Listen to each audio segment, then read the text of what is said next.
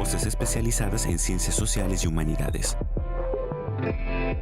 Historia, antropología, literatura, estudios políticos e internacionales, agua y sociedad. Divulguemos la ciencia. Hablemos.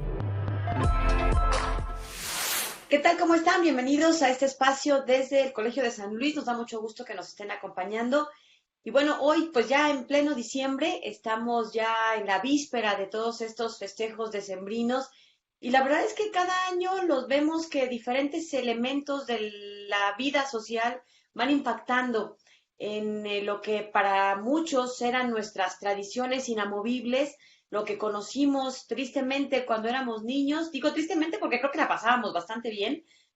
Hoy cada vez menos se están viendo. Yo tengo la posibilidad de dar clases en una universidad pública y tengo contacto con chavos de 20 y tantos años y muchos ya solo lo cuentan como algo que vivieron sus padres, por ejemplo, las posadas o la postada del Niño Dios y bueno, ya no se diga las pastorelas. Así que hoy vamos a dedicar este tema, vamos a hablar precisamente de todas estas tradiciones navideñas pero desde, obviamente, una perspectiva de los expertos y para eso hemos invitado justamente a una de las mejores que tenemos en el Colegio de San Luis, pero déjeme presumirle que, pues yo diría que goza de un muy buen prestigio dentro y fuera de nuestra institución. Así que me da mucho gusto recibir a la doctora Mercedes Zavala Gómez del Campo. Gracias por estar con nosotros y, bueno, pues por compartir lo que hoy nos vas a contar, que tiene que ver con villancicos, posadas, piñatas, pastorelas y demás.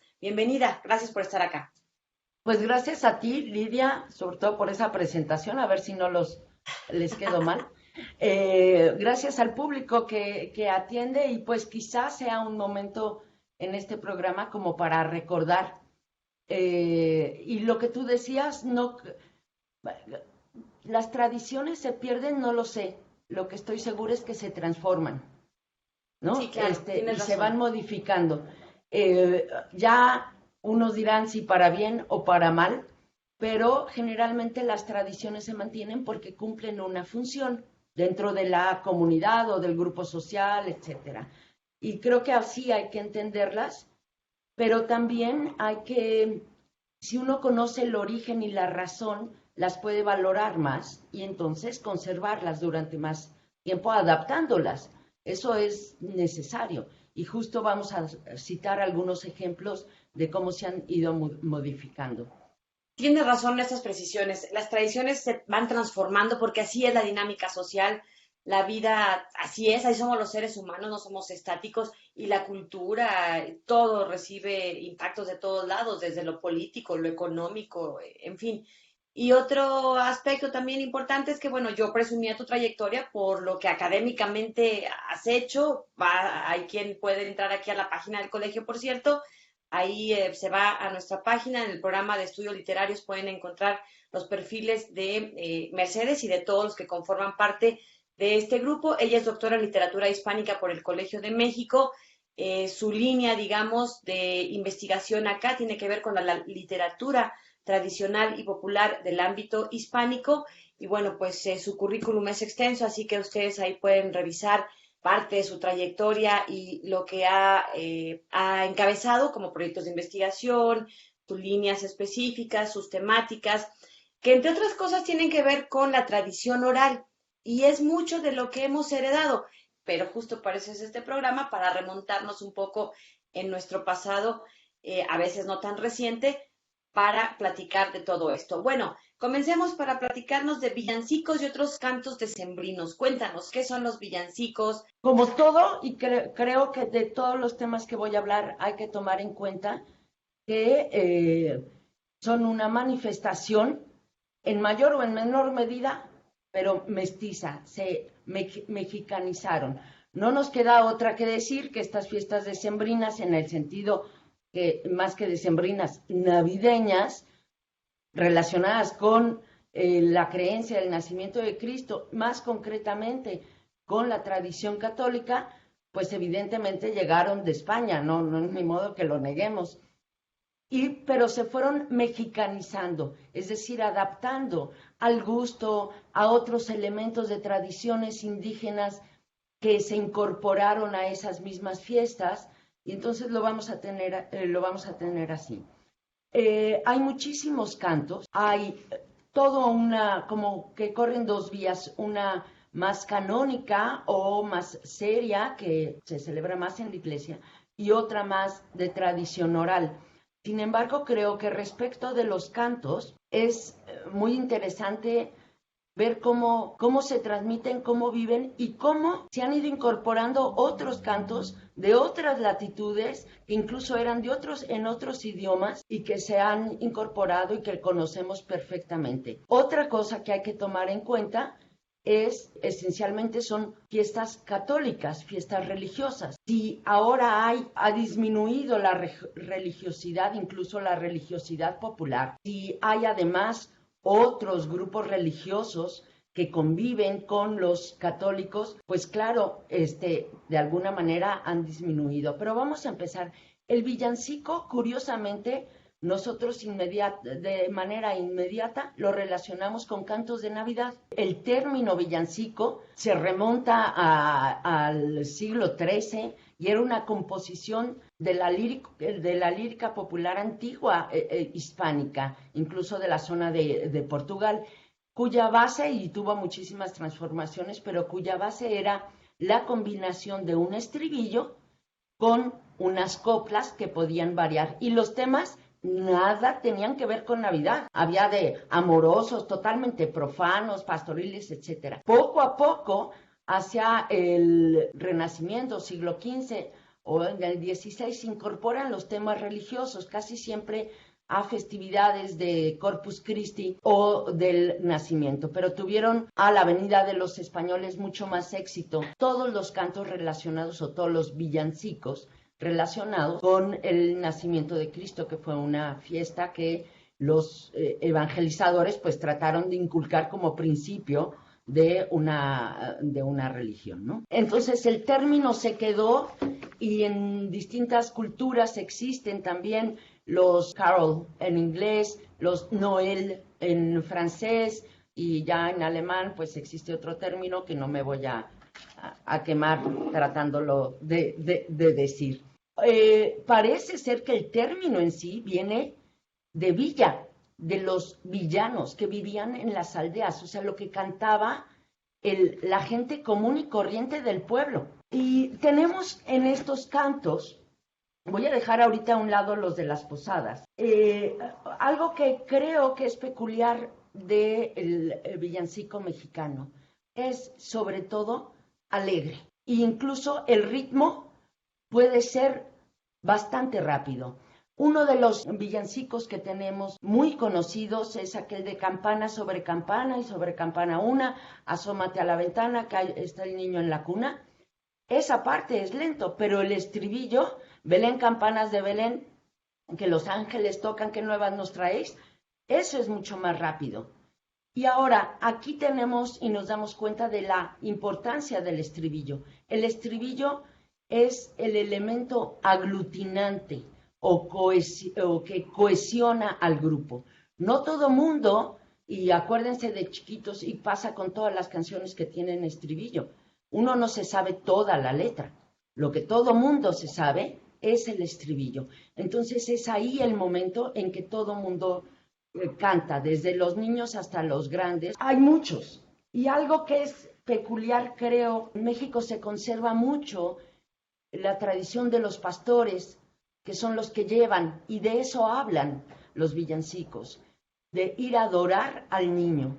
Y entonces los pastores a Belén corren presurosos, llevan de tanto correr los zapatos rotos y tienen o suelen tener elementos chuscos. Un pastor se tropezó a media vereda y un borreguito gritó, ese ahí se queda.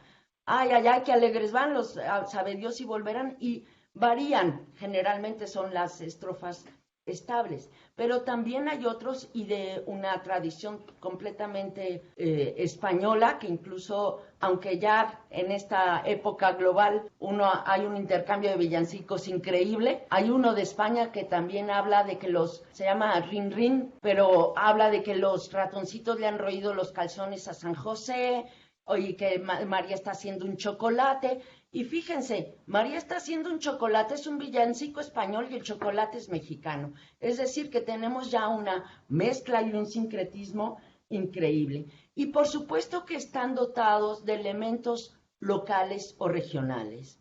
También en Venezuela, en Colombia, se habla del burrito sabanero, que es un villancico que yo, por ejemplo, en mi niñez desconocía y que ha tenido especial divulgación en los años más recientes. Otros que datan incluso como del siglo XIII, de origen catalán, ese que decía 25 de diciembre, fun, fun, fun. Y uno también muy conocido, que además a mí me encanta por la extraña imagen, ¿no? Que es los peces en el río. Pero mira cómo beben los peces en el río. Los peces no beben agua, ¿no? Sin embargo, todos, como hemos visto en este brevísimo repaso, hablan de la gente común y corriente que va a adorar y a darle lo poco que tiene, un pedacito de queso o un pedacito de X cosa, al niño Dios. Y San José era carpintero y la Virgen lavaba pañales, etcétera, etcétera.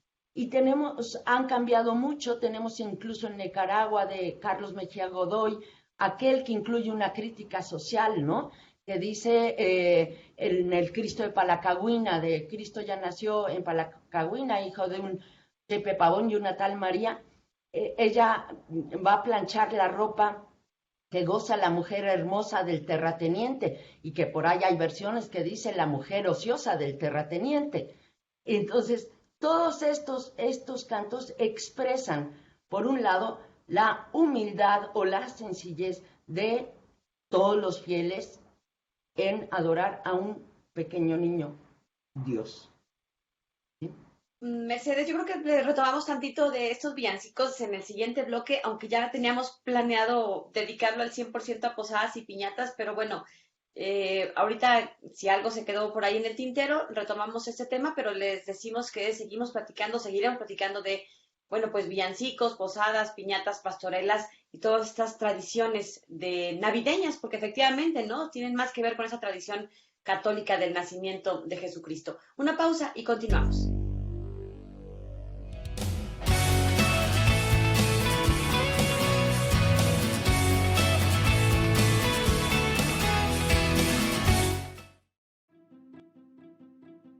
El villancico se conoce como la canción de la villa, la cual servía para registrar la vida cotidiana de los pueblos.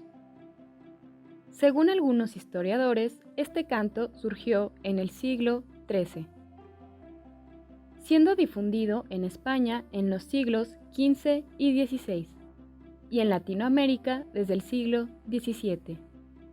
En sus inicios fue una forma poética española y lo usaban como registro de los principales hechos de una comarca.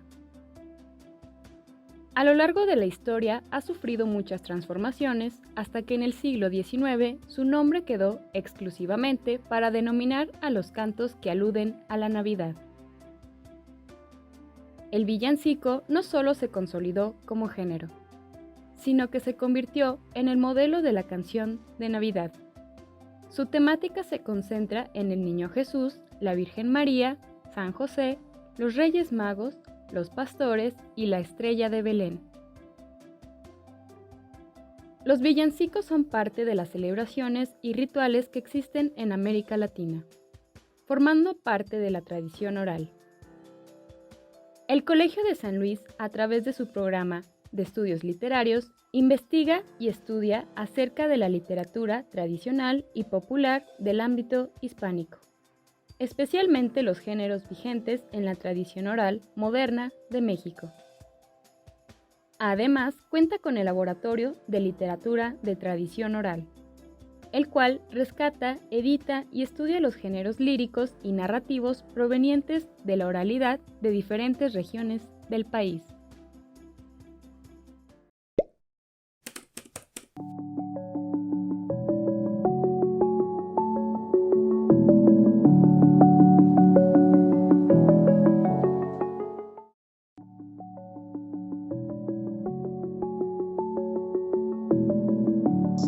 Bien, estamos de regreso y vamos a continuar con esta charla. Estamos hablando de villancicos, posadas, piñatas y otras tradiciones decembrinas, bueno, navideñas, mejor dicho. Y bueno, pues está con nosotros la doctora Mercedes Zavala, que como ya la habíamos platicado al inicio, es investigadora del programa de estudios literarios aquí en el Colegio de San Luis. Decía yo que si se había quedado algo en el tintero de los villancicos, Mercedes, pero bueno, creo que en realidad lo que te iba a comentar es cómo le hace la gente para, si se debe al 100% a la tradición oral, el estarlos conservando porque pasan de una generación a otra, ¿no? De ahí la importancia, entre otras muchas, de la tradición oral. Mira, creo que en el caso de los villancicos y otros cantos navideños, son dos medios o tres ya de transmisión. Una es la como tradición oral, tal cual, de generación en generación, porque la Navidad también permite o propicia las reuniones familiares. Y entonces se canta. Y se cantan los villancicos, y se canta en la Nochebuena, etcétera, y se cantan en las posadas, en todas estas reuniones. Y así los más pequeños te aprenden, por ejemplo, el estribillo, y es donde participan, o es lo que les gusta. Ajá. Pero también desde hace muchos años tenemos todas las transmisiones mediatizadas, ¿no? Los discos, que además también era una tradición. Los discos de Navidad, aquellos grandes de LP, no los ponían en tu casa en marzo o en julio, se ponían en Navidad, ¿sí? Y de hecho, en nuestro acervo memorístico, es difícil que nos acordemos de cantos navideños en julio. Claro, cierto. No me gusta pensar. Yo eso lo aprendí durante un trabajo de campo, que no había manera de conseguir cantos navideños, pues sí, porque lo estaba haciendo en agosto.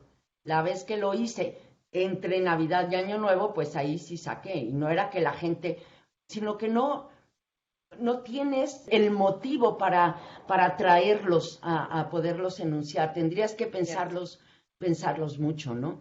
Entonces, por un lado es esta tradición oral de generación en generación, y por otro lado es toda la parte mediatizada, ¿no? Que por eso tenemos ya muchas canciones, muchos villancicos de otros lados, que eso está bien. Yo no, es lo que te decía, es una tradición que se transforma. Todo el mundo canta Noche de Paz y nadie sabe que es un villancico austriaco y de origen culto. Y los niños que les encanta ahora el del burrito sabanero, pues tampoco van a saber si viene de Colombia o de dónde. Ajá. Y sobre todo, creo que si a usted le gustan estas tradiciones o quiere compartirlas con sus hijos, yo sí haría un llamado para que visiten nuestros municipios, nuestros pequeños pueblos, porque entre más pequeño es la comunidad, más tradiciones se conservan. Mi familia es de Matehuala y yo le comentaba a Mercedes ahorita en la pausa que mi abuela de casi 90 años intenta recuperar todos estos, cada año algún elemento diferente a la hora que hace la acostada del Niño Dios, porque así se usa, porque así se le llama. Y en esta ceremonia, o en esta reunión, mejor dicho, ahí familiar, hace un par de años se incorporó a unos señores que no muy grandes, 50 y tantos, casi 60, que sabían los cantos, que le recordaban los cantos de cuando ella iba chica, acompañando a sus papás a las posadas, ¿no? Entonces, bueno, pues estamos hablando de principios del siglo pasado y que en pleno siglo XXI todavía hay quienes los cantan como parte de sus posadas normales, ¿no? Y que a nosotros nos parece ya un poquito ajeno, un poquito lejanas esas fechas. Ahora platícanos de posadas y piñatas, a ver si las posadas, yo pensaba que solo eran mexicanas, ¿se acostumbraban en otros lugares o cómo están esto de las posadas? Mira, creo que el hecho de celebrar o rememorar el peregrinaje de José y María buscando posada o albergue para que la Virgen María pudiera parir, es pues digamos que en toda la cultura católica popular, ¿no? De una religiosidad. Pues ya ves que los mexicanos realmente nos empeñamos en hacer las cosas como al pie de la letra. Eran 9 días que se pasaron buscando. Bueno, pues ahí vamos, 9 posadas. Entonces, del 16 al 24. Originalmente es eso, rememorar, y de hecho por eso se lleva a los peregrinos. Los peregrinos son José y María, generalmente con un burrito o una cosa así. Pueden ser vivientes, es decir, representados casi siempre por niños, o en figuras de barro o de madera, y se va pidiendo en casas de un mismo barrio, generalmente. La que se llama letanía varía muchísimo. Se resume el argumento en que José anda tocando puertas y le van diciendo que no y que no. Tiene versos muy lindos en que él trata de argumentar: por favor, déjenme entrar, o un lugar para mi esposa. En uno desesperado dice: mi esposa es reina del cielo, ¿no? Y madre va a ser del divino verbo. Y claro, el de adentro, el dueño de la casa, dice: no, yo a este no. Dice: y si es una reina, ¿cómo es que anda de noche tan solita? ¿No? Que es una respuesta buenísima para ahorita, es decir, como no me vengas con pretextos. Eso se hacía, ¿viste? Creo que se hace, razón tienes al decir que en los pequeños pueblos, en las rancherías, pero creo que en las ciudades, todavía en barrios y en algunas colonias, se siguen celebrando las posadas con todo y letanía y peregrinos.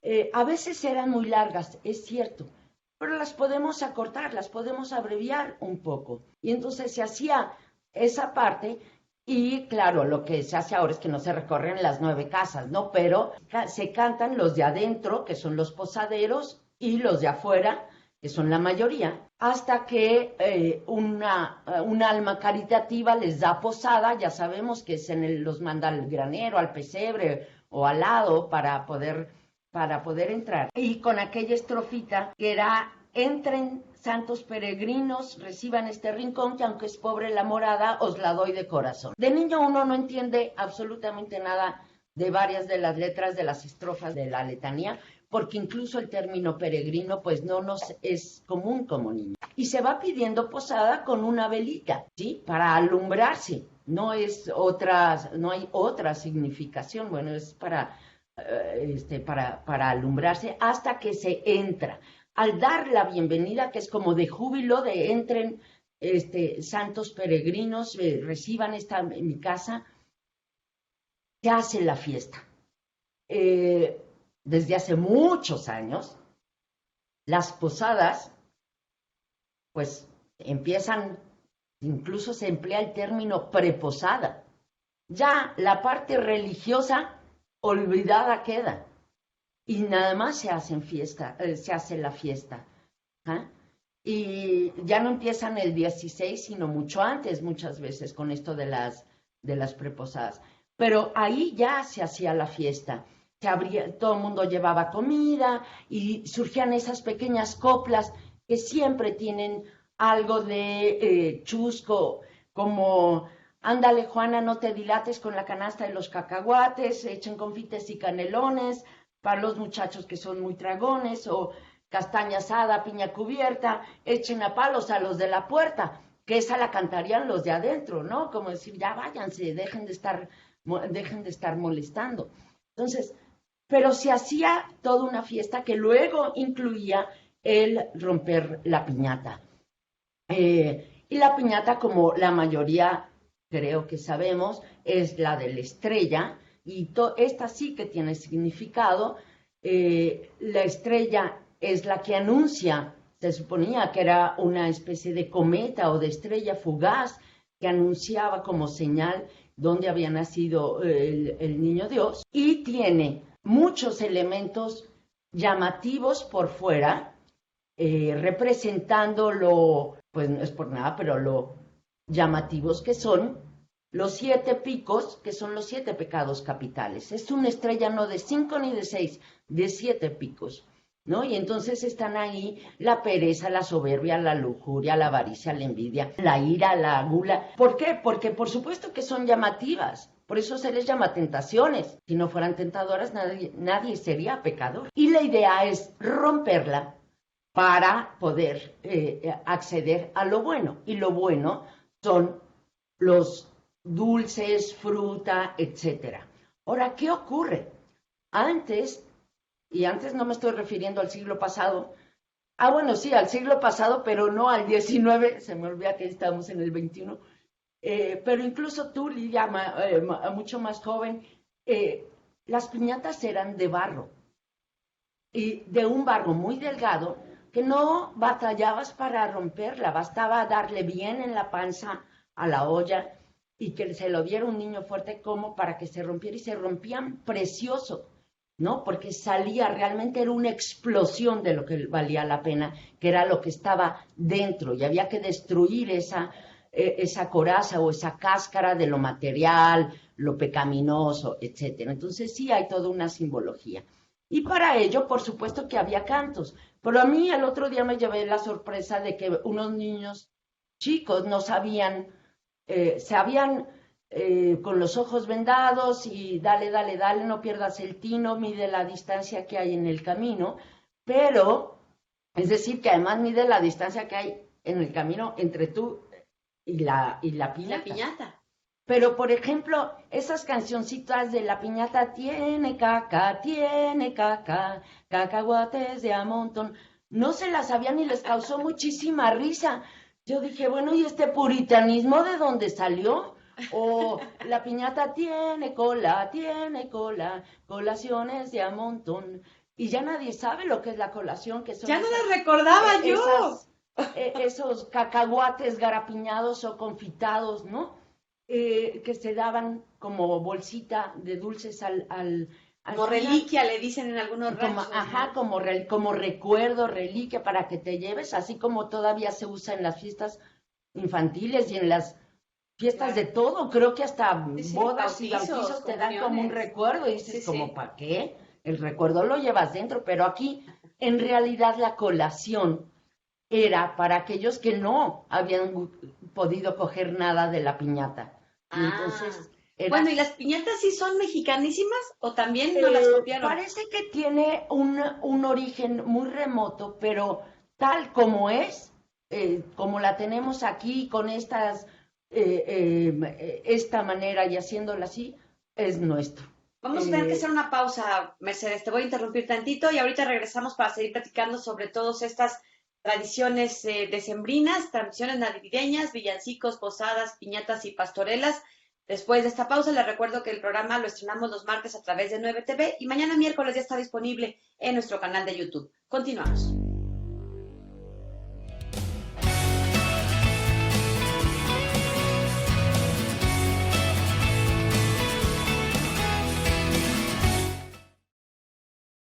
El pasado 24 de noviembre, el Colegio de San Luis, a través del proyecto México en el Patrimonio Mundial, realizó el conversatorio Chantolo, fiesta indígena de Día de Muertos.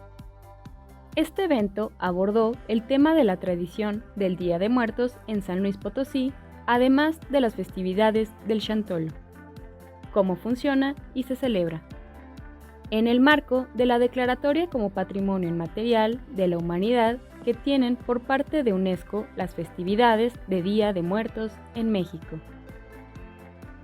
El conversatorio tuvo como invitados a habitantes y expertos de la región huasteca. El Chantolo forma parte de la raíz e identidad de ciertas comunidades indígenas. Puedes consultar este conversatorio en nuestra página de Facebook en la sección de videos.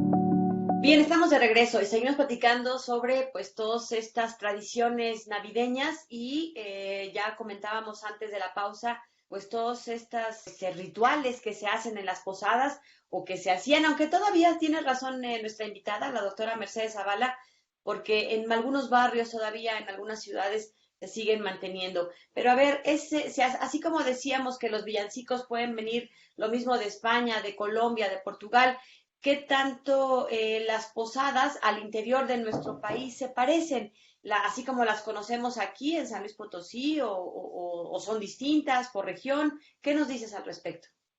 Mira, es como todo lo que realmente es tradicional, pues depende mucho del gusto, la estética y la costumbre local. Entonces, no en todos lados se canta. La letanía ni siquiera es la misma, ni se canta completa, ni se canta con la misma música, con la misma melodía. Y eso es llamativo porque todo el mundo cree que se sabe la letanía y sería un desastre en plan audio el grabar a varias personas de distintos lugares cantando una letanía, porque hasta con música diferente.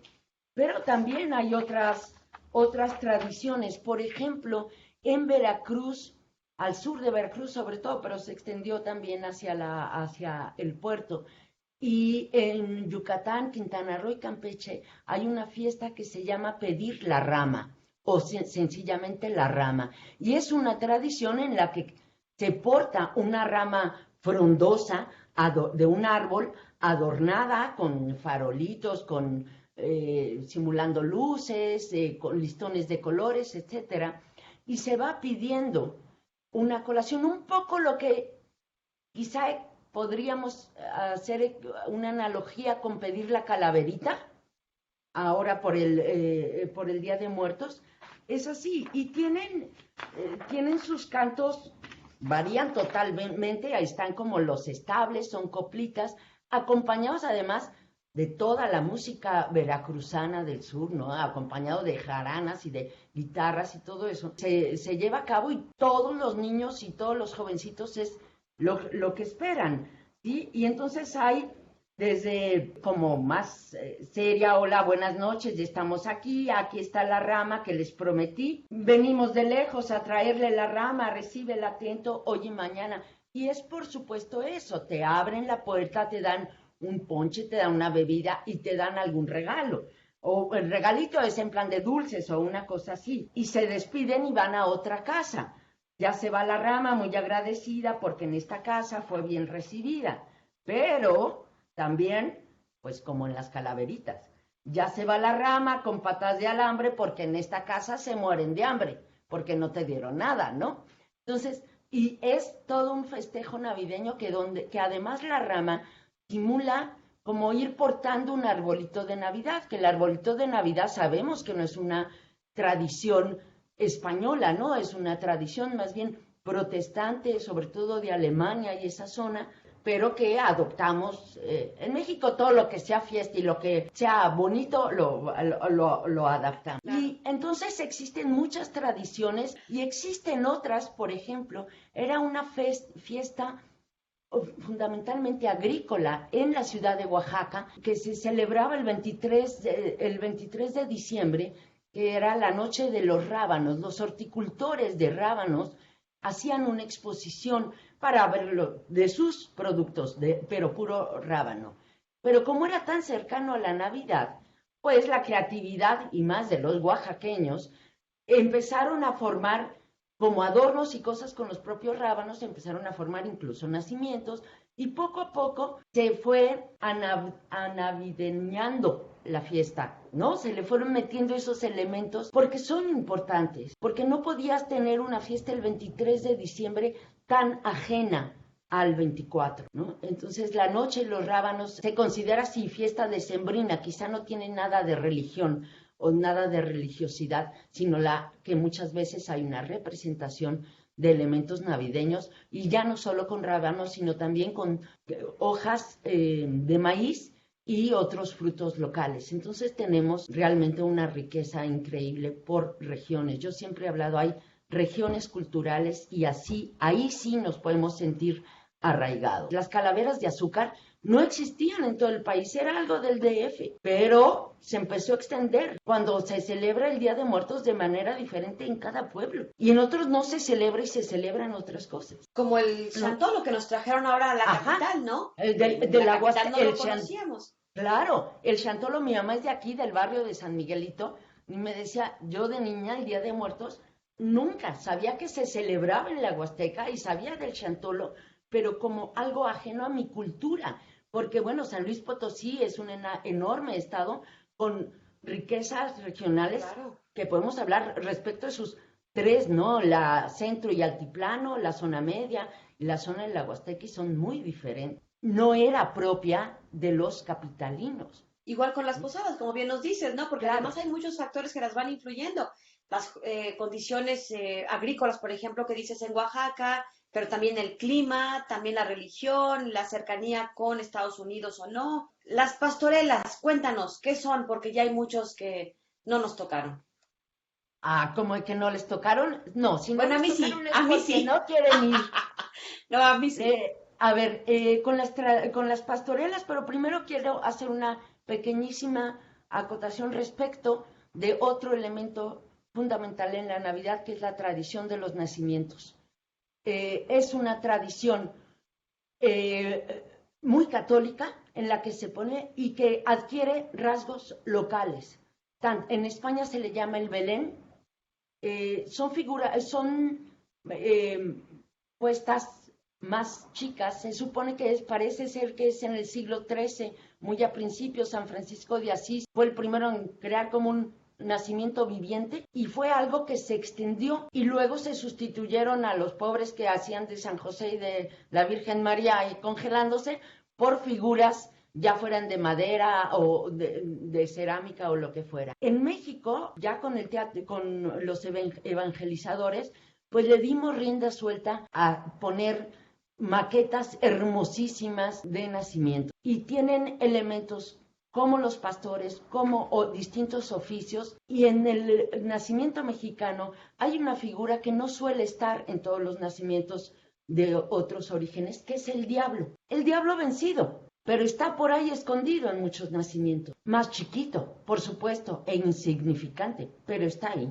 Y de ahí quiero pasar a la pastorela, porque el personaje protagónico de la pastorela, de la puesta en escena, es el diablo. Sin diablo no hay pastorela, porque justo es la lucha entre el bien y el mal, el bien representado ni siquiera por los pastores, sino por San Miguel y todos los ángeles contra el diablo y todas sus huestes, ¿no? Y sus tropas de diablo. Pero por supuesto que es un diablo sabio. Acuérdense, de más baje, más sabe el diablo por viejo que por diablo. Enojadísimo por eso de que está revolucionando el mundo, de que ha nacido un Mesías y que poderoso y que no sé qué. Por supuesto que está molesto. Y entonces trae a sus tropas y van a luchar contra el bien. Y el argumento es cuando el diablo trata de sonsacar a los pastores que reciben la señal de un ángel de que ha nacido el niño Dios y que lo deben ir a ver. Pero los pastores son, otra vez volvemos, gente común y corriente. Y tenemos al galán, a la que le gusta andar enojando y engañando en amores a sus compañeros del pueblo. Y tenemos al flojonazo, al comelón, es decir, los pecados capitales otra vez, que tratan de mantenerse porque están convencidos de lo que les dijo el ángel y quieren llegar a adorar al niño Dios, pero claro, siempre está ahí el diablo intentando sonsacarlos y a cada rato cae. Finalmente, como un cuento maravilloso, tiene un final feliz donde, por supuesto, que el diablo pierde y los pastores adoran al niño Dios, pero teatralmente o dramáticamente el personaje del diablo es fundamental, igual que el de alguno de los pastores. Ahora, esta tradición de la pastorela no es nada más una representación navideña de la adoración, porque esa puede ser que se haga en todos lados. La pastorela tiene su origen en el teatro evangelizador, ¿sí? Desde la colonia, y se fue enriqueciendo, y por supuesto que los parlamentos o el guión, que incluía además cantos y participación de todo el pueblo, era de origen culto, porque bueno, pues ¿cómo le iban a escribir quienes no sabían escribir ni leer, ¿no? Entonces los frailes parece ser que fueron de los primeros que hicieron estas pastorelas. Ya desde el siglo XVIII y XIX eran larguísimas. A mí me tocó ir a alguna pastorela en que dura toda la noche, porque los pastores prenden la fogata y se sientan a cenar, y literal no son actores. Los pastores en ese momento prenden una fogata, se sientan a cenar y comen y demás, y también el público. Pero ¿por qué no era aburrida? Porque participaba todo el pueblo, ¿no? Eran grupos, los niños eran angelitos, rancheros, pastores, etcétera, que representan siempre las distintas clases sociales, ¿no? Y eran parlamentos larguísimos y se escribían libretas. De hecho, se tiene cuenta de una, que a veces dicen que es la primera, pero pues no, pero quizá una de las primeras muy largas, de Fernández de Lizardi, el autor del Periquillo Sarmiento, que en 1817 publica una pastorela y se llamaba La Pastorela, pero son diálogos enormes que se conservaban en libretas manuscritas muy preciadas por la comunidad. Un poco lo que ocurre ahora con la representación del Via Crucis en Iztapalapa, por ejemplo, y en otras comunidades, donde todo el pueblo participa y quiere llegar a representarlo. Ahora, esas pastorelas larguísimas ya no funcionan, y lo que hablábamos, una tradición cuando pierde su función ya no puede conservarse. Se empezaron a meter elementos más cómicos, a cortar o a sintetizar todo lo que ocurría en la pastorela. Algunos dirán que a perder elementos religiosos, pero creo que funciona todavía el elemento religioso, porque no se hacen pastorelas en julio. Buenos dramaturgos de nuestro país, como Miguel Sabido, hicieron pastorelas muy famosas que todavía se siguen representando desde los años 60 en Tepozotlán, en el Estado de México, y que tienen elementos también de sátira política, de crítica, actualizaciones, hablando, por ejemplo, del Insabi, del Hoy No Circula en la Ciudad de México, de los huachicoleros, etcétera, etcétera, para que la gente realmente reciba eso y lo vea a los pastores como representantes de uno mismo del pueblo, ¿no? Nos ha ganado el tiempo, vamos a una pausa rapidísimo y continuamos para cerrar esta charla en el último bloque. Continuamos.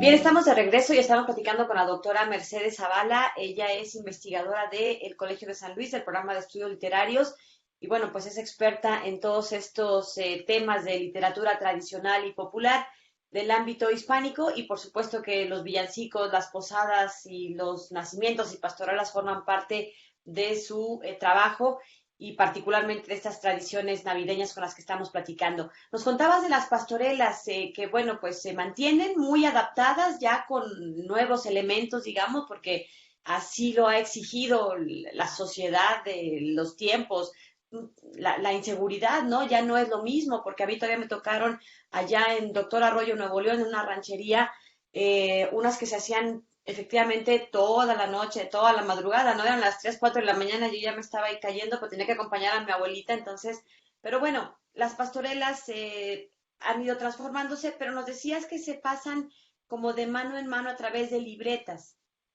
Sí, la composición de las pastorelas desde la época colonial, pues era culta. y entonces se escribían en manuscrita, en libretas, y con pocas diferencias realmente había en distintos pueblos. Ni siquiera sé si pudiéramos hablar de arquidiócesis o de distintas regiones eclesiásticas, ¿no? Pero digamos que por parroquia podían tener una o en una sola región. Son muy parecidas, la diferencia es que algunas se ensalzan más o tienen un papel más protagónico, por ejemplo, en algunas es San José, en Pino, Zacatecas hay una dedicada más a San José, en otras a San Miguel, etcétera, etcétera. Bueno, con el diablo como personaje protagónico detrás de todo esto.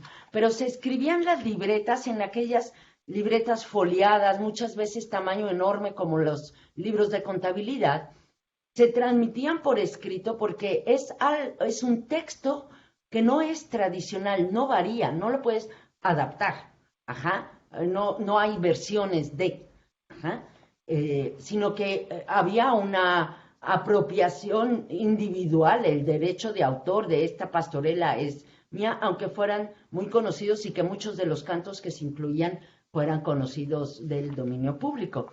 Hay una libreta que por azares del destino llegó a mis manos porque estaba en un bote de basura y que nos dimos a la tarea de transcribir. Si se pueden ver, en el margen aparecen los nombres de los personajes, pero claro, se trataba también... y Bato. Están Bato, Pastor, Lucifer, bueno, pues el diablo, etcétera, pero resulta difícil realmente la transcripción.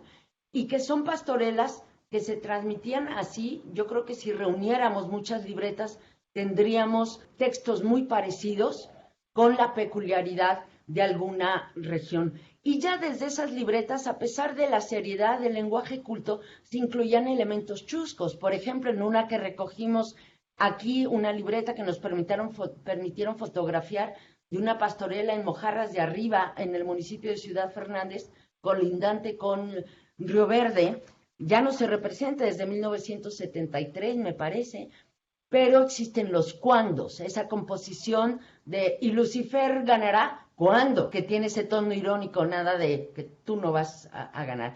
Y por supuesto que son mucho más divertidos los parlamentos de Lucifer que los del Niño Dios. Lucifer nos invita a pecar, por lo cual, pues bueno... A veces es más divertido. Claro, claro. Es más tentador finalmente, ¿no? Claro. Que es parte de todas estas, decías tú, ¿no? Representaciones teatrales evangelizadoras, porque al final lo que intentan pues es educar o reeducar bajo esta perspectiva católica. ¿Qué ha pasado con estas tradiciones en pleno siglo XXI?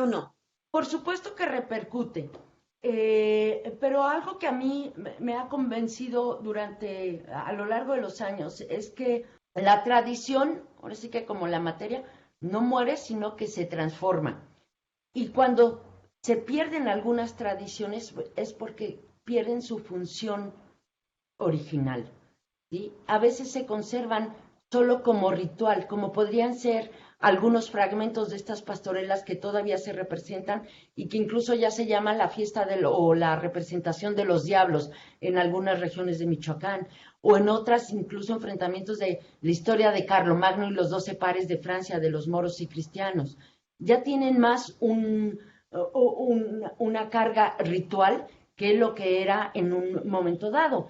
Pero aquí hay que tomar en cuenta otra cosa. Tenemos una mayor diversidad cultural. Antes se mantenían las posadas más apegadas a lo original porque la religiosidad popular era generalizada respecto al catolicismo. Ahora no. Entonces, todos los grupos protestantes de cualquiera de los grupos, pues no le van a cantar a la Virgen María, ¿no? Entonces, son elementos que nuestra propia diversidad cultural ha tenido que ir manejando. Yo sí creo que podemos hacer un esfuerzo, no porque perdamos una tradición, no tenemos una, sino múltiples, y eso que no nos hemos referido a la gastronomía. No hay la receta del ponche, sino que el ponche se hace diferente, creo que en cada casa, ni siquiera en cada región. Entonces, todo eso, si nosotros fomentamos que se conserve de alguna manera, pues vamos a sentir esa identidad, ese elemento identitario. No es como el valor de identidad que tienen así como que dándole un toque oficial o demagógico, no, pero son elementos que funcionan en nuestra mente como recuerdo de inmediatamente estás en otra cultura, en otro lugar de nuestro propio país, en unas fiestas navideñas, y de inmediato te viene lo que tú hacías, de acuerdo a tu religión o a tu no religión, y tenías esa celebración en tu acervo cultural.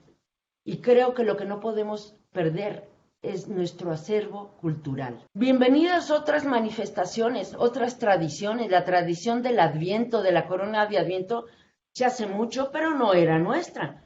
Sin embargo, de acuerdo al año litúrgico, para los que son más practicantes del catolicismo y del protestantismo, existe, ¿no? Y los nacimientos, pues no van a poner a la Virgen María, que para los católicos es muy importante, todos los grupos protestantes. Quizá le den más importancia al árbol de Navidad y a otro tipo de cantos, ¿no? También villancicos, pero que ¿El no... adornar con Nochebuenas, por ejemplo, ese es muy mexicano?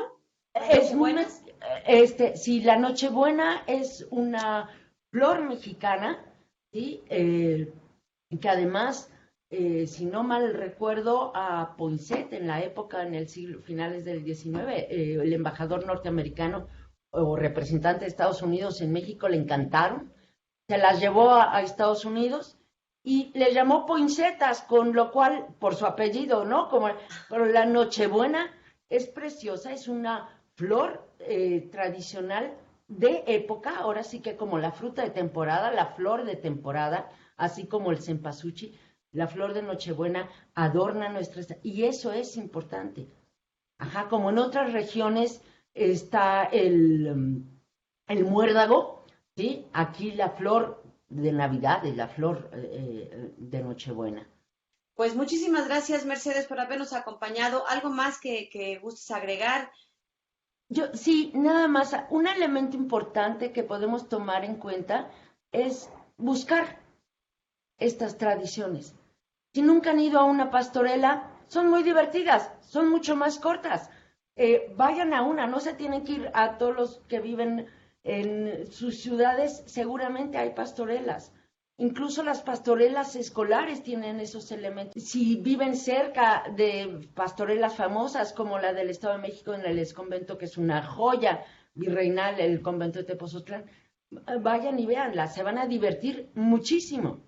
Son muy divertidas, ¿no? Entonces creo, y traten de buscarle el elemento. Si van a hacer una posada, no compren una piñata de Batman, compren la de la Estrella de los 7 Picos. Cierto. Entonces, canten villancicos en español y no en inglés, aunque fomenten el aprendizaje del inglés, ¿no? El otro momento. Es como esos pequeños detalles los que hay que fomentar, ¿no? ¿Cuáles son los platillos típicos que también tengamos herencia mestiza de hace muchos años? Aparte del ponche. ¿El ponche se toma nomás en México? La bebida de frutas, en ese sentido, caliente, incluso con piquete, se toma en todas las culturas frías, ¿sí? Aquí lo que pasa es que tiene caña, tiene ciruela pasa, tiene tejocote, tiene canela, naranja, etcétera. Tamarindos. Tamarindos, Jamaica, varía muchísimo. Jamaica. Sería bien difícil, pero creo que los buñuelos, por ejemplo, en todas sus formas, recetas, etcétera, el ponche, el guajolote, el propio zacahuil en la región de la Huasteca, tamales, los atoles, o sea, todo, y de fruta de temporada, ¿no? Creo que me podría quedar cortísima si hablamos así, toda la parte de los cacahuates, por ejemplo, completos, no los que vienen en bolsita y ya pelados, sino los que hay que pelar. Todo eso es parte de nuestra tradición, y sí hay muchísimos. Yo recuerdo que en mi casa se comían de postre también natillas, que mi mamá le decía las natillas potosinas, pues porque es de aquí, que yo no sé si eran potosinas, pero porque son españolas, pero las hacían así, no me acuerdo qué particularidad tienen de que son, pues ni siquiera regionales, son muy locales todos los elementos de la gastronomía, ¿no? Mercedes, muchísimas gracias por habernos acompañado. Quien te quiera contactar te puede escribir a tu correo aquí en el Colegio de San Luis, si están interesados en cualquier otro aspecto. Y si no, pues busquen también sus libros, sus materiales, sobre todo sus publicaciones, que bueno, pues tienen que ver con toda esta línea tradicional y popular de la literatura. Gracias por habernos acompañado. El Colegio de San Luis te invita a los eventos y actividades que se llevarán a cabo durante los próximos días.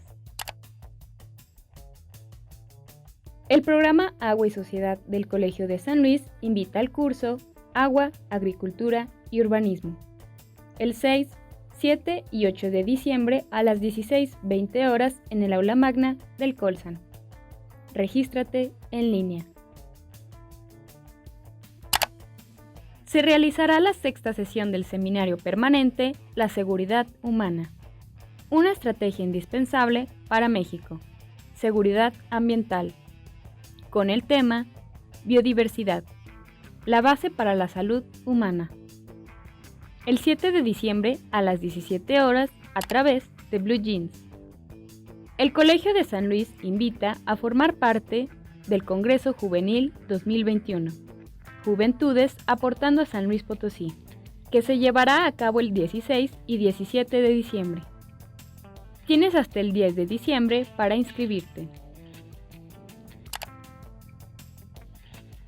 ¿Te interesa hacer un posgrado con beca CONACYT? En el Colegio de San Luis tenemos abiertas las convocatorias de Doctorado en Estudios Antropológicos y Maestría en Asuntos Políticos y Políticas Públicas.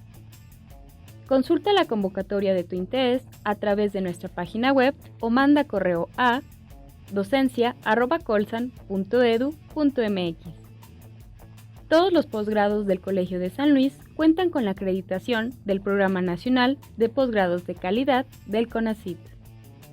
Consulta los detalles de este y otros eventos a través de nuestra página web www.colsan.edu.mx y síguenos también en nuestras redes sociales.